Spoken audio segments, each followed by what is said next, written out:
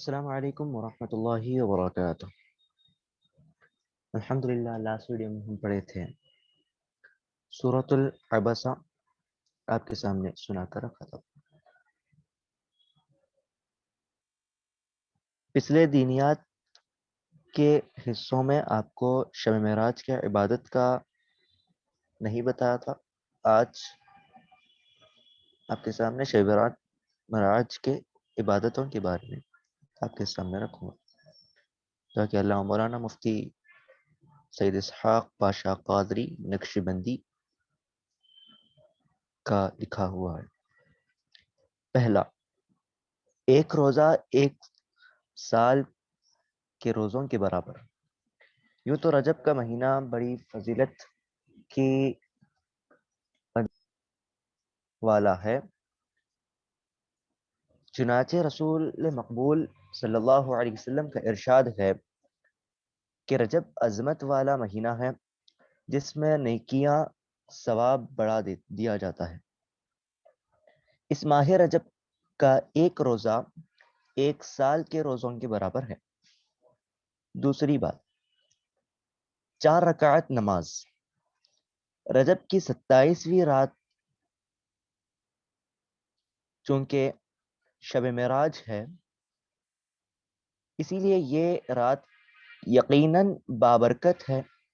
شب معراج میں نماز پڑھنے سے متعلق حضرت انس رضی اللہ تعالیٰ عنہ کی روایت سے ارشاد نبوی صلی اللہ علیہ وسلم موجود ہے کہ رجب میں ایک رات ہے جس میں عمل کرنے والے کو 100 سال کے عبادت کا ثواب عطا فرماتا ہے۔ 100 سال 100 ایئرز کا عبادت کا ثواب عطا کیا جاتا ہے، اور وہ رات رجب کا مہینہ ختم ہونے سے 3 دن پہلے کی یعنی 27 شب ہے۔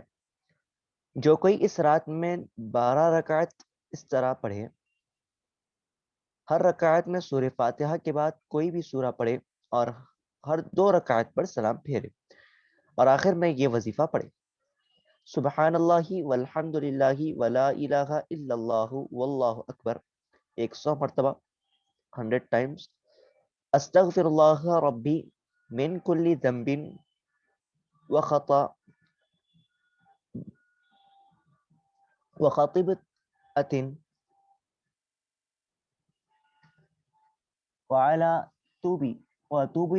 واتوب الیہ استغفر اللہ ربی من کل ذنب وخطیئۃ واتوب الیہ۔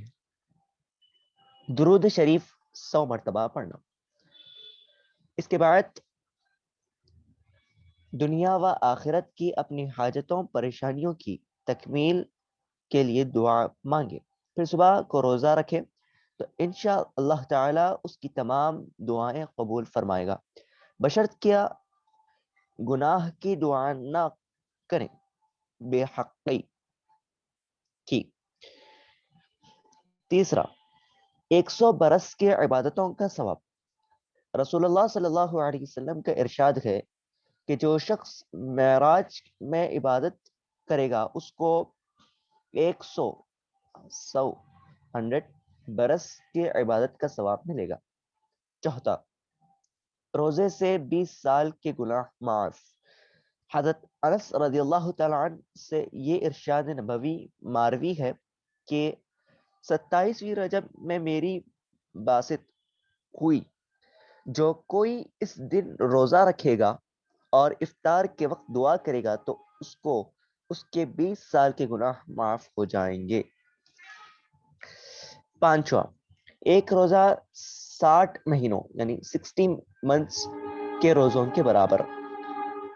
حضرت ابو ہریرہ رضی اللہ تعالیٰ عنہ سے روایت ہے کہ جو کوئی 27ویں رجب کے دن کا روزہ رکھے تو اللہ تعالیٰ اس کے لیے 60 مہینوں 60 منتھس کے روزوں کا ثواب لکھے گا، اور یہ وہی دن ہے کہ جس میں حضرت جبرائیل علیہ السلام حضور نبی کریم صلی اللہ علیہ وسلم کے پاس رسالت کا پیغام لے کر آئے۔ 60واں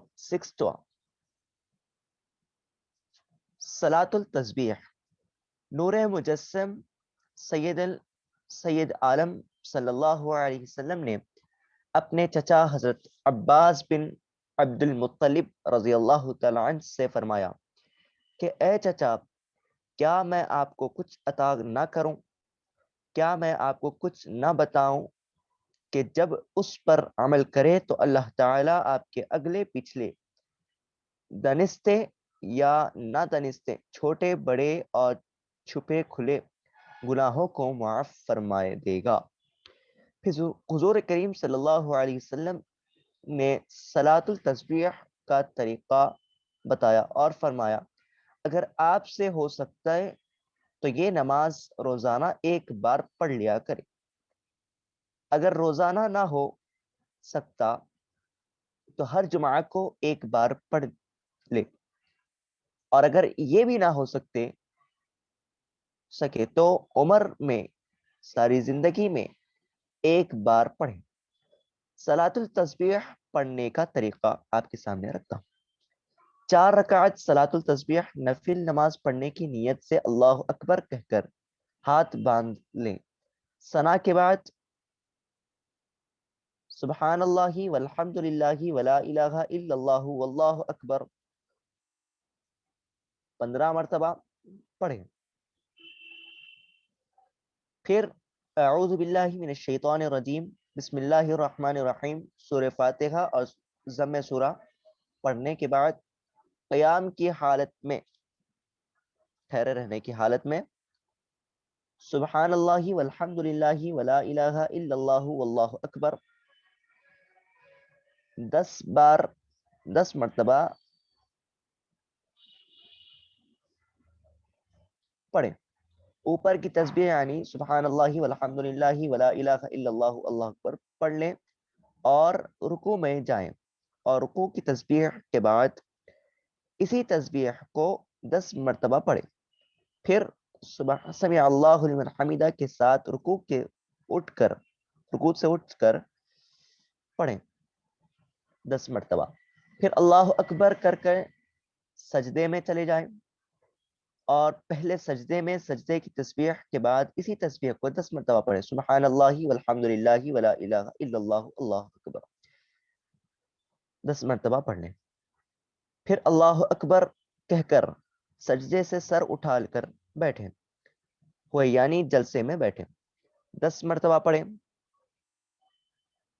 پھر تکبیر کہہ کر دوسرے سجدے میں جائیں، اور سجدے کی تسبیح کے بعد اسی تسبیح کو 10 مرتبہ پڑھیں۔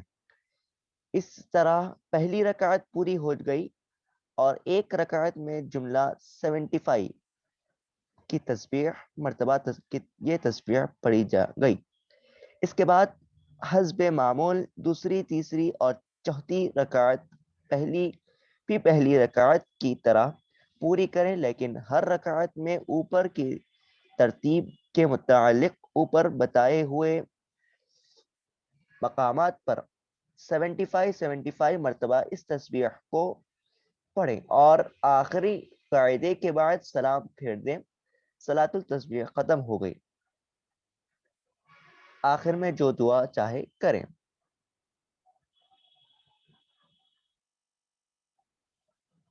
صلاۃ التسبیح دیگر دنوں اور راتوں میں بھی پڑھ سکتے ہیں، ایسا نہیں ہے کہ کوئی خاص دن ہے، شب معراج ہے، شب برات ہے، اس دنوں میں ہی پڑھنا، کہیں بھی اپنی زندگی میں کبھی بھی پڑھ سکتے ہیں۔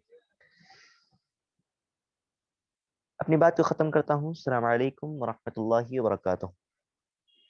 جزاکم اللہ خیر، اللہ حافظ، ملتے ہیں نیکسٹ ویڈیو میں۔ السلام علیکم ورحمۃ اللہ وبرکاتہ۔